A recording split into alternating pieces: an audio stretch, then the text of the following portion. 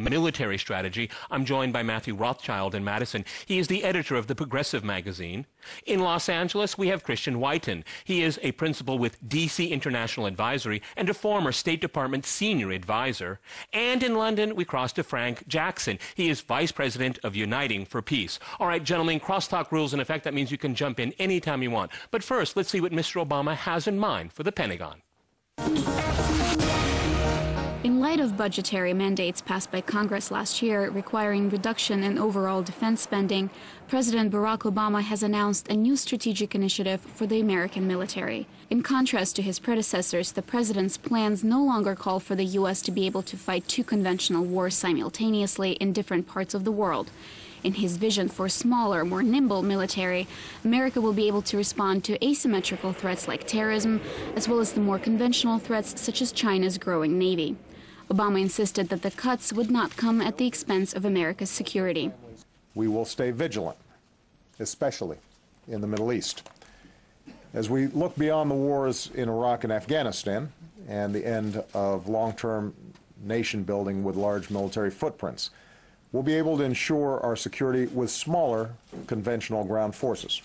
The White House and the Pentagon are committed to increasing its presence in the Asia-Pacific region, while maintaining cost savings by getting rid of expensive Cold War-era systems. Though according to reports, there are no plans to mothball any of the 11 nuclear-powered carriers that the U.S. Navy has.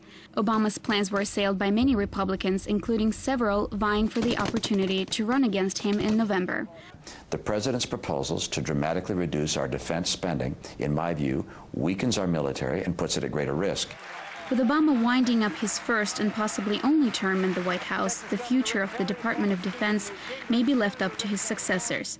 And if Romney or another Republican candidate takes over the White House next January, it seems unlikely that Obama's policy would stay in place. With the exception of Congressman Ron Paul, all the major GOP candidates have shown support for military appropriations, despite their general opposition to government spending. Masha Charney for Crosstalk RT. All right, Christian, if I go first to you in Los Angeles, what do you make of Mr. Obama's new strategy? And this is everyone's calling it a new strategy. There's a lot of critics of it, but what do you make of it? Is it really cost-cutting while making the military more lean and mean? Certainly more lean, not more mean. I'd say there really is no new strategy here. We still have a president who's comfortable with American decline, comfortable with America's withdrawal from the world.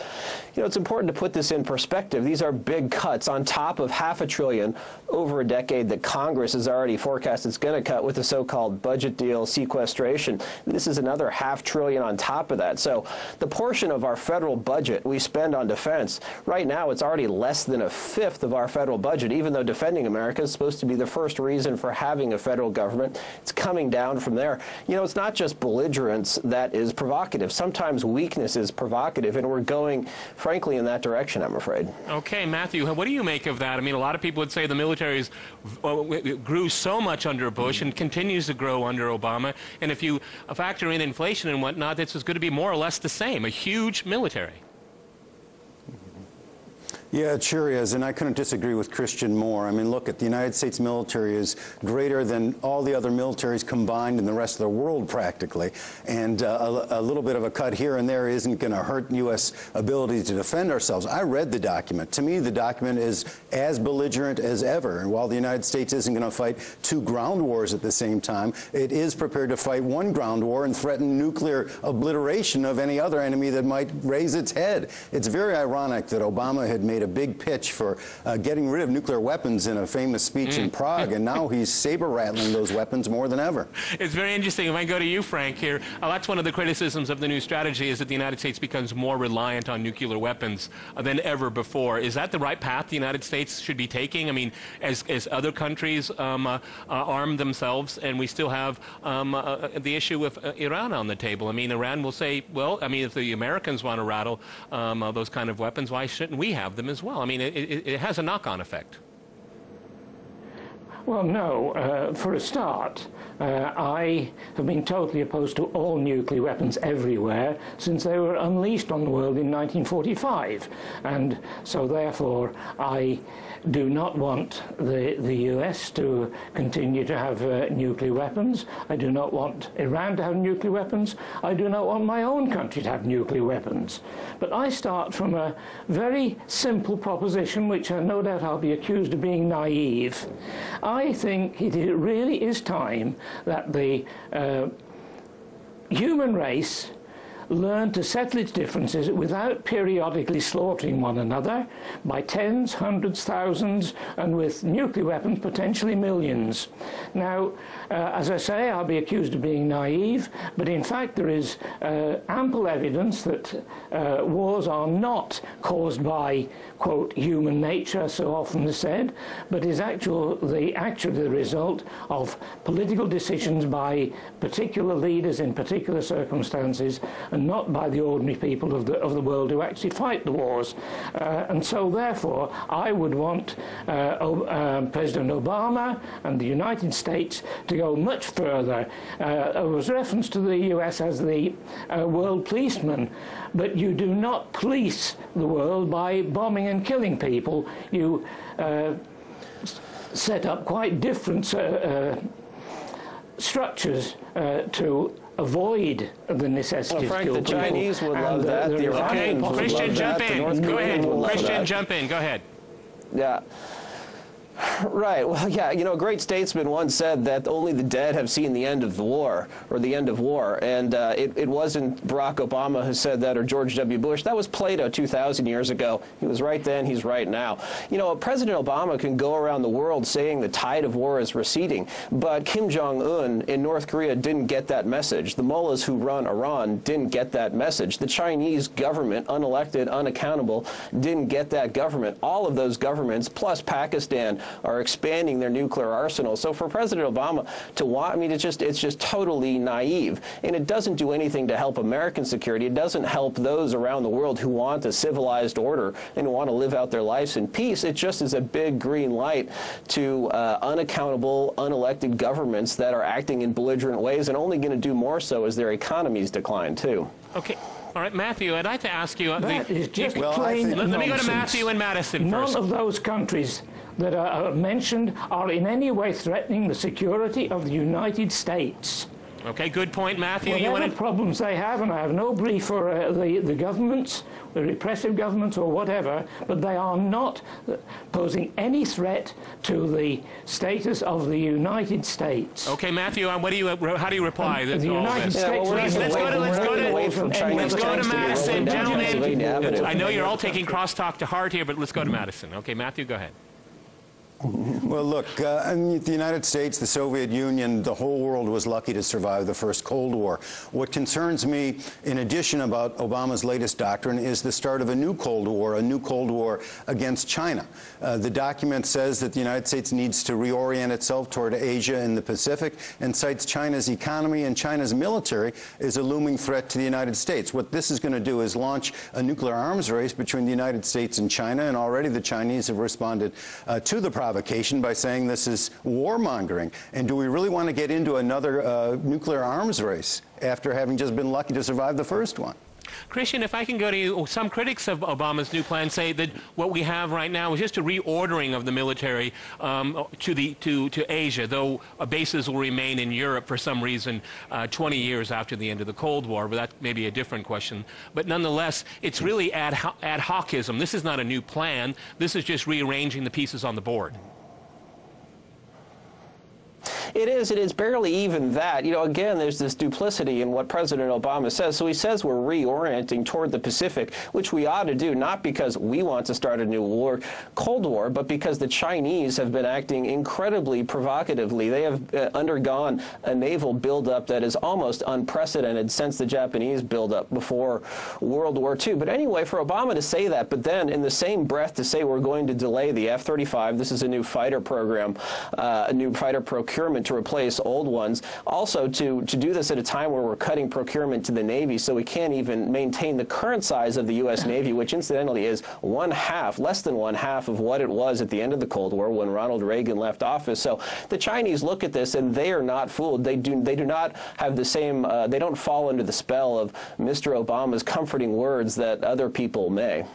What do you think about that, Frank? I mean, you have a rising power in Asia, and everyone wants it to be peaceful, and we all remember the rise of Germany at the beginning of the 20th century. It wasn't so easy. One of the primary reasons why there was the First World War. I mean, is the United States, is it sufficiently engaging the Chinese to avoid an arms race?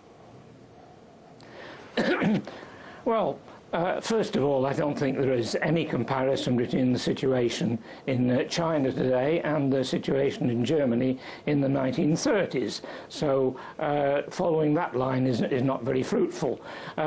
But while I deplore the fact that China is building more arms and would prefer that they also reduce their military build-up. There are various tensions in the area. There are tensions over Taiwan, there are conflicts with Japan, there are potential conflicts with India and so on.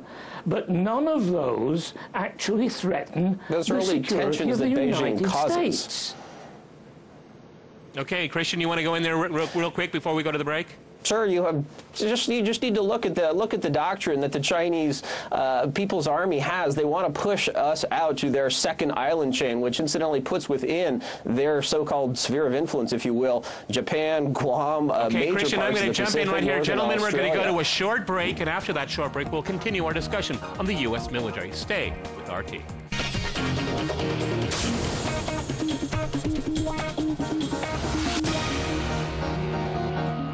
Welcome back to Crosstalk. I'm Peter Lavelle. To remind you, we're talking about U.S. defense spending.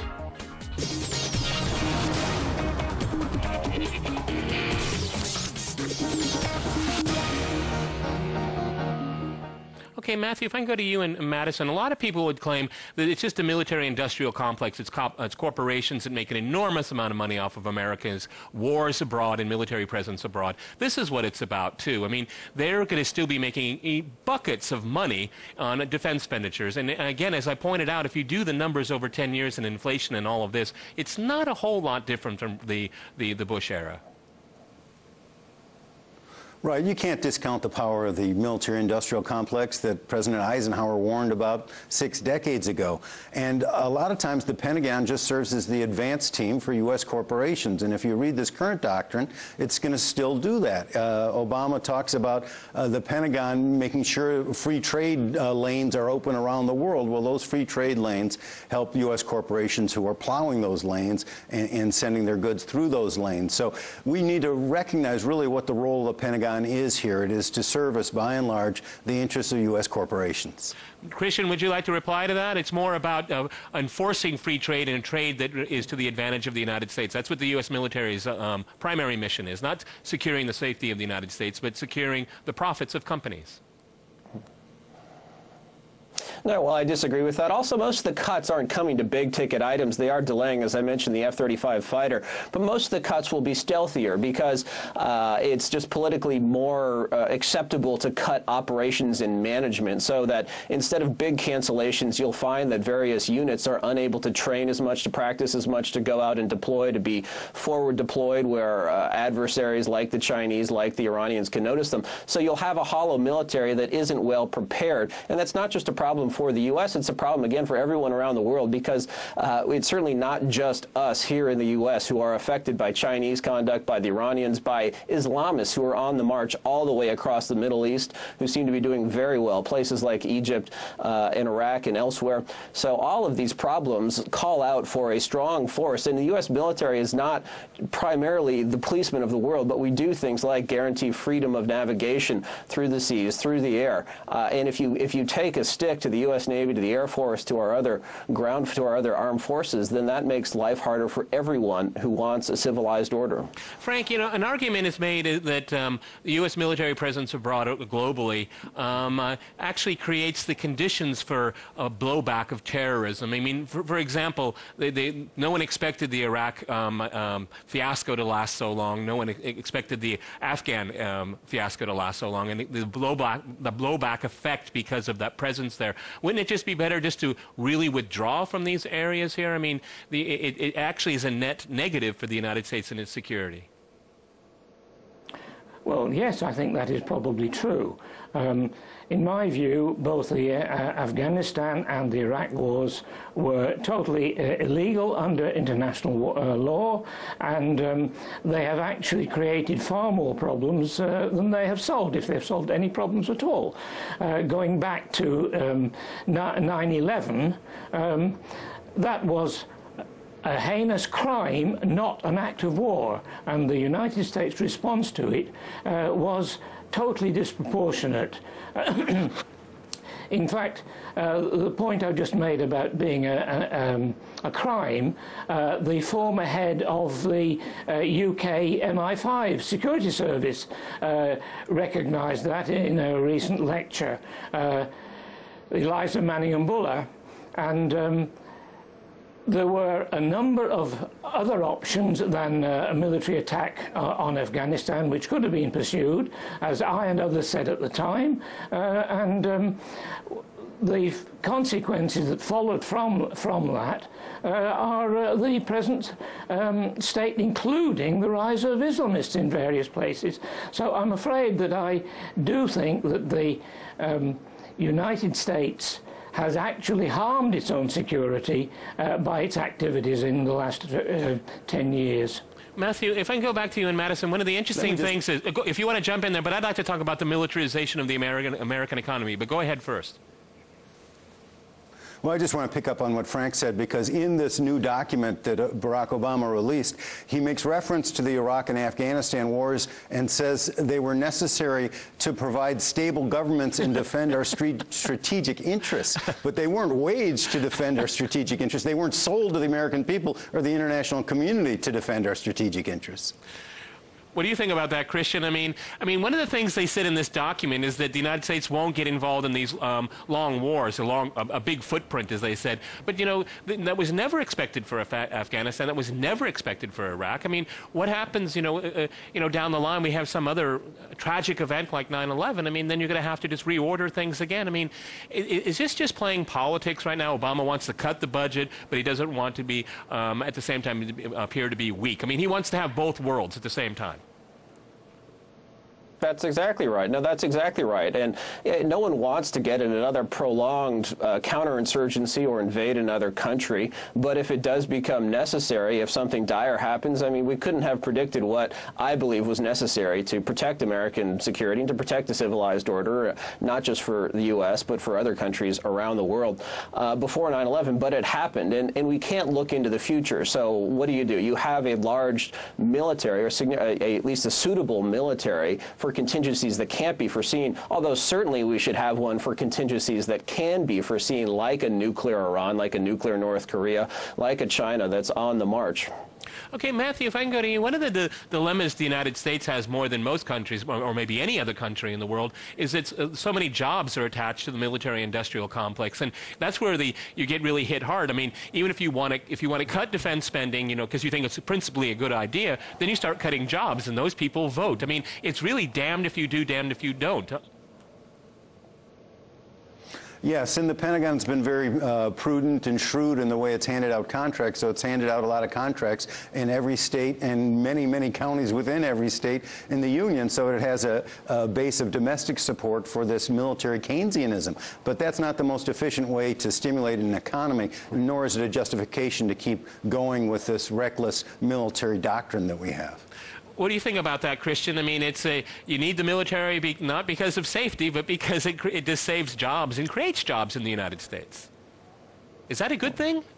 Right. No, I don't think that should be the I don't think that should be it's certainly not the primary or even a secondary purpose of a military, but I think that's overstated. You know, the military is a lot different in its nature and a lot different in its size than it was during the Cold War. Here in California, there used to be a huge defense industry. There's still a bit of one, but it's a lot less significant, a lot less politically significant, too, and I think you see that across the U.S. We've been through several rounds of what's called BRAC, base realignment, where a number of bases were shut down. You just have a lot smaller military footprint. So, of course, yeah, the Beltway bandits have their lobbyists. They want big programs. They're increasingly smart about spreading around programs through a number of congressional districts. But I don't think that's why cuts are happening the way they are. Again, you have President Obama that even though we're spending less than a fifth of our budget on defense, he wants to spend more and more and more on redistributing wealth, making America more like old Europe, Western Europe, and less like the sort of more capitalist-leaning country that we've been in the past. If I can go back to you, Matthew, I mean, I only wish that were the case. Well, go ahead, because it looks like, you know, they're still willing to feed the military machine, but they won't feed the poor. If I can just create a binary right there. I mean, they want to cut a lot of domestic programs as well, actually, which cuts jobs too. I mean, it's kind of it's still a damned if you do, damned if you don't situation. But again, they would prefer to keep the military, but not fund social programs in a time of really great austerity. Yeah, I mean, we really have not had a peace dividend here in the United States since the fall of the Cold War. I mean, the Pentagon remains enormously huge as far as the amount of money we spend. You know, Christian keeps talking about, percentage of the budget. The budget keeps going up, though. As the budget goes up to $3 trillion, the Pentagon's share of that budget goes up as well. And so we're spending enormous amounts here that could, go to help the 50 million people in the United States who don't have health care. It could go to help, 1 out of 2 Americans is at or very near the poverty line. I mean, we've got a real social problem here, and I only wish that Barack Obama were the socialist, the democratic socialist that he's accused of being. He's hardly that. Okay, Frank, go ahead. You want to jump in? The dividend. All right. Go ahead, Christian. Go ahead, Matthew. Christian. Go ahead, Christian. The peace dividend, the dividend of peace is peace, and that's what you get. So to say that you should cut the military whenever you get to a point where it's not quite as urgently needed in the sense that we're not in a war, I think that's disingenuous. Also, President Obama has normalized trillion-dollar deficits. In the Bush administration, we were a bit surprised when the budget permanently inched over $2 trillion. It's now $3.5 consistently trillion dollars. You say that President Obama is cutting all these domestic programs to feed a military. It's just not so. I can't think of a single domestic program he's caught. And if you don't like my statistics that we're only spending a fifth of the federal budget on the Pentagon, look at it as a percentage of our economy. It's going down back to about 3.5%. During the Cold War, during most of our history, it was in excess of 5% of our total GDP, our economy. The last time it was as low as where it's going is during the Clinton era, during the 1990s, which was a green light for 9/11, for terrorists, for North Korea, for Iran, for adversaries around the world. It's just, it's not just belligerence that's provocative. Weakness is provocative, and President Obama is being provocatively weak. And again, it's not just affecting the U.S. It'll affect people. It'll affect countries, governments everywhere. Okay, Frank, I'm going to give you the last word. Does defense spending start wars? Well, first of all, can I challenge that word defense in itself? In 2010, the world as a whole spent $1.6 trillion on the military. Every penny, every cent, every euro of that was supposedly for defense. Now, it would be a very strange football match in which there were only 2 defenses. So, in actual fact, a great deal of that, including a great deal of the American expenditure, and sadly to say my own country's, is actually for offense, not for defense. So I'm afraid, Frank, I'm going to have to jump in here. This has been a great discussion. Thank you all. I want to thank all my guests today in Madison, Los Angeles, and in London. And thanks to our viewers for watching us here at RT. See you next time. And remember, crosstalk rules.